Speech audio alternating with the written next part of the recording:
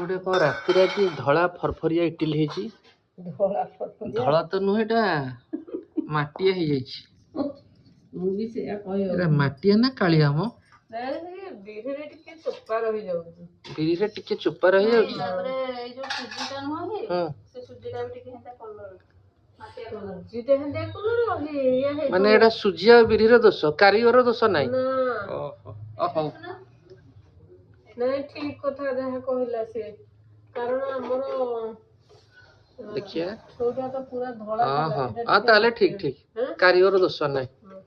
ହଉ, ଆମର କଳା ଫରଫରିଆ ଇଟିଲି ତା ସାଙ୍ଗକୁ ଏଇଟା କଣ ନେଇଗଲ? ଧଳା ଫରଫରିଆ ଏଇଟା ସମ୍ବର ଚଟଣି, ଏଇଟା ଆମର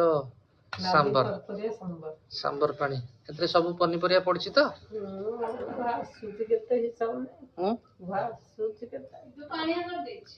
ପାଣିଆ ତ ଦରକାର ଆଉ। ମୁଁ କହିଥିଲି ବା କହିଥିଲି ଅଳ୍ପ ଡାଲିରେ ବାଲ୍ଟିଏ ପାଣି କହିଥିଲି। ହଉ, ଆଜି ରାତିରେ ଯାହା ଖାଇବା କାଲି ସକାଳକୁ ରଖିଦବ।